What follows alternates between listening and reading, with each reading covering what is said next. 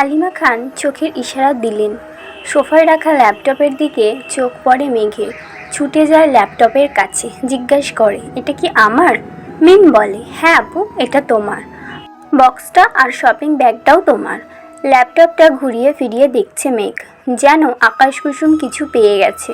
তারপর শপিং ব্যাগটা একটু খুলে দেখলো 2টা ড্রেস মনে হচ্ছে। সে ল্যাপটপটা আর বক্সগুলো নিয়ে রুমের দিকে চলে যাচ্ছে।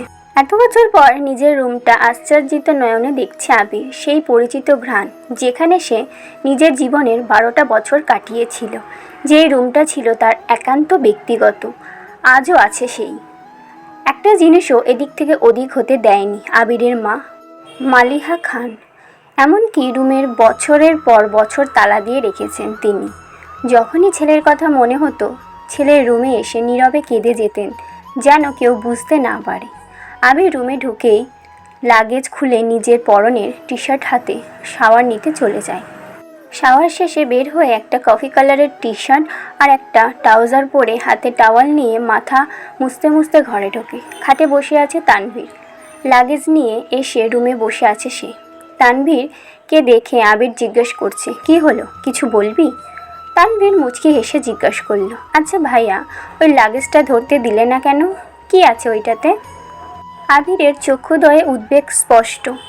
চোয়াল শক্ত করে উত্তর দিল, ওটাতে আমার পার্সোনাল কিছু জিনিস আছে। তানভীর হাসতে হাসতে উত্তর দেয়, সে পার্সোনাল জিনিসগুলোই দেখতে চাচ্ছে আমার অবুঝ মন। কী করব বলো? স্বভাবসুলভ গম্ভীর কণ্ঠে উত্তর দিল আবির, কাউকে দেখানোর জিনিস আশা করি পার্সোনাল হবে না। তানভীর ভাইয়ের আপত্তিস্বর বুঝতে পেরে এই বিষয়ে আর কিছু বলেনি, শুধু জিজ্ঞেস করে, বিকেলে কি বের হবে? আবির ওপর নিচ মাথা নেড়ে হ্যাঁ সূচক সম্মতি জানায়। তানভীর কথা না বাড়িয়ে চুপচাপ বিদায় নেয় রুম থেকে। আবির খাটের এক কোণে বসে মোবাইল হাতে নিয়ে গুরুত্বপূর্ণ কিছু চেক করায় ব্যস্ত হয়ে পড়ে। মেঘ নিজের রুমে ঢুকে শপিং ব্যাগ খুলে 3টা ড্রেস বের করলো। 3টা জামাই অসাধারণ সুন্দর, 2টা গ্রাউন্ড ড্রেস, একটা গর্জিয়াস কাজের 3 পিস। ল্যাপটপটাও খুলে দেখে তার প্রয়োজনীয় সকল অ্যাপ, ব্রাউজার অলরেডি ল্যাপটপে সেট করা আছে। মেঘের দৃষ্টি যায় র্যাপিং পেপারে মোড়ানো বক্সের দিকে। র্যাপিং পেপার খুলতেই চোখে পড়ে 3টা উপন্যাসের বই, যেগুলোর ওপরে ছোট্ট একটা চিরকুটে লেখা, অ্যাডমিশনের পরে পড়বি। তার সাথে একটা ছোট্ট বক্স, যেখানে এক বক্স রঙিন পাথর। মেঘের এই পাথরগুলো ছোটবেলায় খুব পছন্দ ছিল। তার সাথে একটা আইফোন 13 প্রো ম্যাক্স মোবাইলের বক্স। ফোন দেখে মেঘের চক্ষু চড়ক গাছ। অনেকদিন যাবৎ মনের কোণে সুপ্ত ইচ্ছে ছিল একটা আইফোন কেনার, কিন্তু কাউকে বলার সাহস হয়নি তার। এগুলো দেখে খুশিতে গদগদ হয়ে পড়েছে মেঘ। ইন্টার সেকেন্ড ইয়ার পড়াকালীন মেঘের যখন কলেজ, কোচিং সব মিলিয়ে ব্যস্ততায় দিন কাটছিল, তখন তানভীর তার পুরনো একটা ফোন দিয়েছিল মেঘকে। সীমাটাও ছিল তানভীরের বাসার মানুষের বাইরে, শুধু 3-4 জন বান্ধবীর নাম্বার ছিল সেই ফোনে। এমনকি স্যারকেও নাম্বার দিতে নিষেধ করেছিল কড়া ভাষায়। তানভীর বরাবরই বোনের ব্যাপারে খুব সিরিয়াস। ভাইয়া বোনকে শাসন করে ঠিকই, কিন্তু তানভীর মেঘকে একটু বেশি শাসনে রেখেছে এত বছর। এইচএসসি পরীক্ষা চলাকালীন সময়ে তানভীরকে খুব সাহস করে বলেছিল, ভাইয়া পরীক্ষা শেষ করে আমায় একটা নতুন ফোন কিনে দিবা? অগ্নিদৃষ্টিতে তাকিয়েছিল তানভীর, যেন মস্ত বড় অন্যায় করে ফেলেছে। তারপর নতুন ফোনের আশা পুরোপুরি ছেড়ে দিয়েছিল। আজ সে না চাইতেই আইফোন পেয়ে গেছে, ল্যাপটপ পেয়ে গেছে, এ যেন মেঘ না চাইতেই জল। আনমনে ভাবছে, মনে হয় তানভীর ভাইয়া বলেছে ফোন আর ল্যাপটপ আনতে, না হলে উনি কিভাবে জানবেন আমার ফোন নেই। এদিকে 1 ঘন্টা যাবৎ ফোনে মনোযোগ দিয়ে কাজ করছে আবির। হঠাৎ আদি দৌড়ে এসে দাঁড়ায় দরজায়। আদি, ভাইয়া তোমায় খেতে ডাকছে। আবির, যা আসছি। 10 মিনিটের মধ্যে সাদা শার্ট পরে রেডি হয়ে নিচে নামলো আবির। অসময়ে তেমন কেউ নেই নিচে। বিকাল 4টা বাজে। সবার খাওয়া শেষ হয়েছে আগেই। মালিহা খান বসেছিলেন ছেলের জন্য।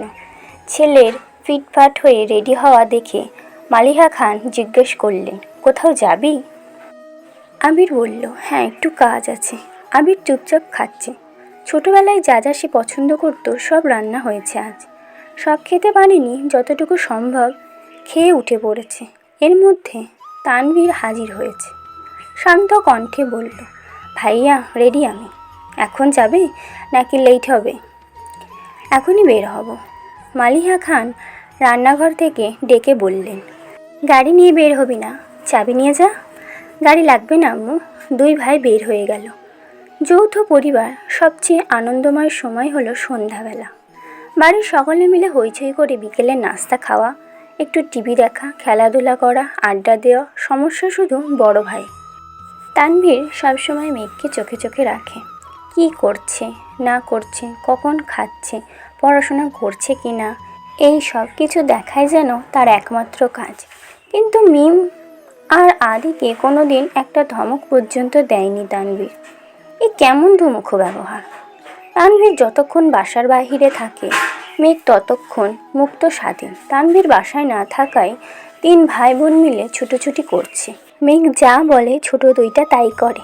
মেঘ আর আবিরের এখনও দেখা হয়নি। মেঘ কোচিং থেকে এসে রুমে যে ঢুকেছিল, তার গিফট নিয়ে ব্যস্ততার কারণে সবে মাত্র রুম থেকে নিচে এসেছে। অন্যদিকে আবির বাসা থেকে চলে গেছে আরও 2 ঘন্টা আগে। মেঘ আর মিম আদির ছুটোছুটি শেষ হয় বড় আব্বু জনাব আলী আহমদ খানের বাসায় প্রবেশ দেখে। আলী আহমদ খান বাসায় ঢুকতে ঢুকতে নিজের স্ত্রী মালিহা খানকে জিজ্ঞাসা করলেন, আবির কোথায়? মালিহা খান উত্তরে বললেন, ও তো তানভীরকে নিয়ে বের হলো, বলল কি কাজ আছে। আলী আহমদ খান সোফায় বসতে বসতে মেঘের দিকে তাকিয়ে প্রশ্ন করলেন, পড়াশোনার কী অবস্থা আম্মু? মেঘ শান্ত স্বরে উত্তর করল, আলহামদুলিল্লাহ ভালো বড় আব্বু। তবে কি? প্রশ্ন করলেন আলী আহমদ খান। আমার ফিজিক্স আর ম্যাথে একটু সমস্যা, কোচিংয়ের সাথে কুলাতে পারছি না। প্রাইভেটগুলোতে অনেকটা এগিয়ে গেছে। আলী আহমেদ খান বললেন, ঠিক আছে, তোমার জন্য প্রাইভেট টিউটর নিয়ে আসবো। কাল বা পরশুর মধ্যে ম্যানেজ করতেছি। তুমি চিন্তা করো না, মন দিয়ে পড়াশোনা করো আম্মু। তোমার ভাই তানভীর তো আমার কোনো কথা শুনে না, আর না শুনে তার বড় আব্বুর কথা। কোথা থেকে মাথায় ভূত চেপেছে রাজনীতি করবে। পড়াশোনার গুরুত্ব না দিয়ে রাজনীতিতে গুরুত্ব। তুমি পড়াশোনা করো ভালো করে, মেডিকেলে অথবা ঢাকা বিশ্ববিদ্যালয়ে যেন চান্সটা হয়ে যায়। জি বড় আব্বু, চেষ্টা করব। খেয়েছো কিছু তোমরা? আলী আহমদ খান জিজ্ঞাসা করলেন। এবার উত্তরটা মিম দিল, হ্যাঁ বড় আব্বু, খেয়েছি আমরা। ঠিক আছে, এখন রুমে গিয়ে পড়তে বসো। 3 ভাই বোন কোনো কথা না বলে 3 দিকে যে যার রুমে চলে যাচ্ছে। রাত 9টায় বাড়িতে ঢোকে আবির আর তানভীর। খাবার টেবিলে খেতে বসেছেন 3 ভাই আর আদি। মিম মেঘ কেউ নেই। রান্নাঘরে 3 জা খাবার রেডি করছেন। বিকেলে আবির সাদা শার্ট পরে বেরিয়েছিল।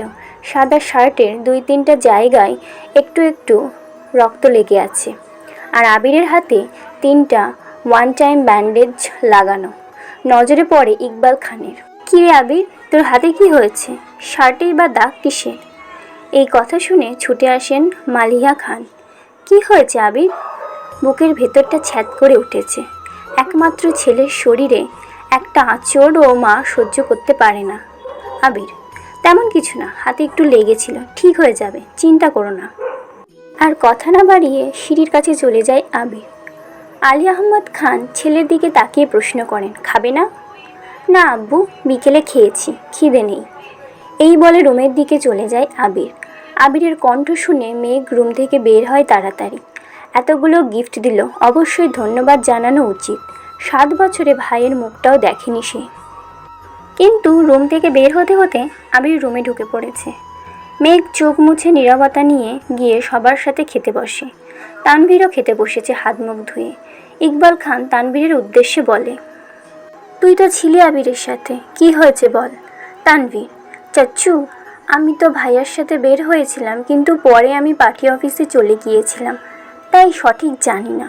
মেঘ যেন কিছুই বুঝতে পারছে না। বাড়িতে এসেছে 7-8 ঘন্টা হয়ে গেছে মানুষটার, অথচ সে এখনও দেখেনি তাকে। তার মধ্যে আবার কি অঘটন ঘটিয়েও ফেলেছে। সে শুধু চাচ্চু আর তানভীরের মুখের দিকে তাকাচ্ছে বারবার। আহমদ আলী খান গম্ভীর স্বরে তানভীরকে বললেন, সে তো তোমার ভাই কম বন্ধু বেশি, তাকে বলে দিও কোনো প্রকার মারপিট আর রাজনীতিতে যেন না জড়ায়। আর এটাও বলে দিও তাকে, তার বয়সটা কিন্তু আমি পার করে এসেছি। তাকে দেশে এনেছি মারপিট করানোর জন্য না, আমাদের ব্যবসার হাল ধরার জন্য। তানভীর: আসলে বড় আব্বু সামান্য হাত কেটেছে ভাইয়ার। আলী আহমদ খান: থাক, আমাকে কিছু বোঝাতে হবে না। কোনটা মারপিটের কাটা আর কোনটা কেটে যাওয়া আমি তা বুঝি। তুমি তো নিজের রাস্তা বেছে নিয়েছো, অন্তত তো তাকে বোঝাও, এইসব থেকে যেন দূরে থাকে, এসবে না জড়ায়। তানভীর: জি আব্বু। মেঘ আচমকা প্রশ্ন করে বসে, কি হয়েছে? তানভীর মেঘের দিকে চোখ রাঙিয়ে তাকিয়ে বলে, তুই চুপচাপ খা। ইকবাল খান বড় ভাইয়ের দিকে তাকিয়ে বলে, আবির কেন মারামারি করবে? এত বছর বাইরে ছিল ছেলেটা, এখানে ওর কে এমন শত্রু আছে? বাড়ির সবার মধ্যে নীরবতা, কেউ কোনো কথা বলছে না। মেঘ মনে মনে ভাবছে, আবির ভাইয়া মারপিট করছে, কিন্তু কেন? এত বছর ভাবতাম আমার ভাই পচ্চা, রাজনীতি করে, আমায় শাসন করে, কিন্তু আবির ভাই তো দেখা যাচ্ছে পুরাই হিটলার। কোনো এক আশঙ্কায় আবিরের মাথায় চিনচিন ব্যথা অনুভব হয়, ভিতরে রুদ্ধতার শ্বাস। বারান্দায় দাঁড়িয়ে আনমনে কি যেন ভেবে যাচ্ছে আবির।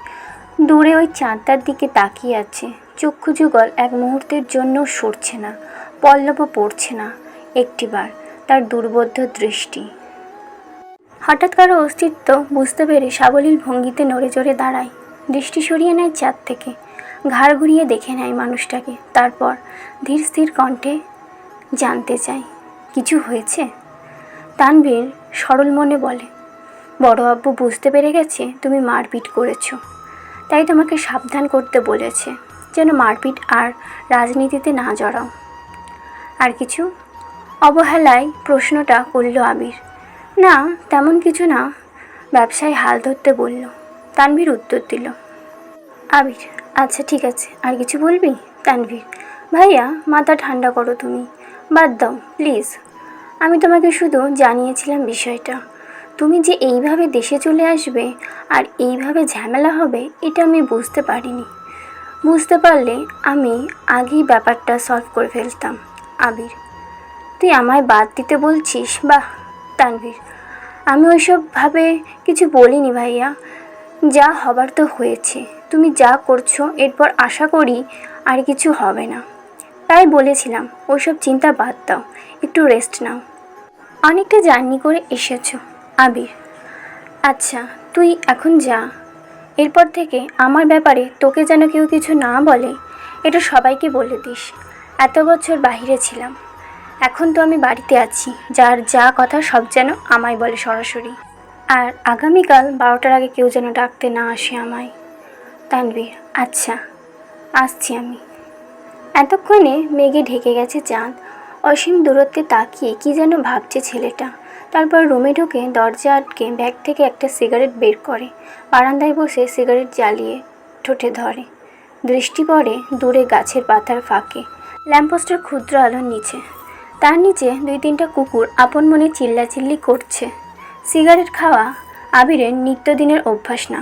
যখন সে খুব রাগান্বিত বা চিন্তিত থাকে, বা যখন নিজেকে কন্ট্রোল করতে বা সব শক্তি হারিয়ে ফেলে, তখন সে সিগারেট ধোঁয়া মধ্য দিয়ে কষ্ট, রাগান্বিত আর অভিমানগুলো উড়িয়ে দেয়। সিগারেটে কয়েকটা টান দিয়ে সিগারেটটা ফেলে দেয়, তারপর টান টান হয়ে শুয়ে পড়ল নিজের বিছানায়। মাথার নিচে 2 হাত রেখে চোখ বুঝল। মেঘ খাবার খেয়ে রুমে এসে 2-3 ঘন্টা টানা পড়াশোনা করল। এইচএসসির পরীক্ষা শেষ হলো 2-3 মাসও হয়নি, কিন্তু পড়াশোনা যেন 3 গুণ বেড়ে গেছে। অ্যাডমিশন একটা মস্ত বড় যুদ্ধ, যার একমাত্র অস্ত্র হলো পড়াশোনা, তার সাথে অঙ্গিভঙ্গি ভাবে জড়িয়ে আছে ভাগ্য। এইচএসসির রেজাল্ট কবে দিবে ঠিক নেই, পাশ করবে কি না তাও জানে না, কিন্তু অনিশ্চিত ভবিষ্যতের জন্য প্রস্তুতি আগেভাগেই নিতে হচ্ছে। বয়সের তুলনায় মেয়েটা পড়াশোনা একটু বেশি এগিয়ে গেছে। 18 বছর বয়সে পা দিতে সবেমাত্র 2 মাস হয়েছে। তার মধ্যে এইচএসসি পরীক্ষা শেষ, কয়েক মাস পরে সে স্নাতক শিক্ষার্থী হতে চলেছে। ভাবতেই কেমন যেন নিজেকে বড় বড় মনে হয় মেঘের। পড়াশোনা শেষ করে নিজের বিছানায় শুয়েছে, হাতে তার নতুন মোবাইল, কিন্তু করবে কি সে? না আছে ফেসবুক, আর না আছে অন্য কোনো অ্যাকাউন্ট। ইউটিউবে ঢুকে কয়েকটা ভিডিও দেখে মোবাইলটা রেখে দেয়।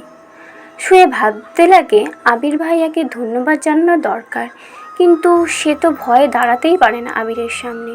পুরনো স্মৃতিগুলো ভাবতে থাকে সে। মেঘ সবেমাত্র পঞ্চম শ্রেণীতে উঠেছিল। বয়সের গণ্ডি 9-10 এর মাঝামাঝি। তখন মেঘের একটা বন্ধু হয়েছিল, তার নাম জয়। ছেলেটা স্কুলে নতুন এসে বন্ধুত্ব করেছিল মেঘের সাথে। ছোটবেলা পিচ্চিদের বন্ধুত্ব যেমন ছিল, চকলেট শেয়ার করা, টিফিন শেয়ার করা, একসাথে খেলাধুলা করা, একটা সপ্তাহ হয়নি তাদের বন্ধুত্বের। 7 দিনের মাথায় আবির স্কুলে গিয়ে মেঘকে আর জয়কে একসাথে খেলতে দেখে স্কুলের সবার সামনে মেঘের গালে কয়েকটা থাপ্পড় বসিয়ে দিয়েছিল।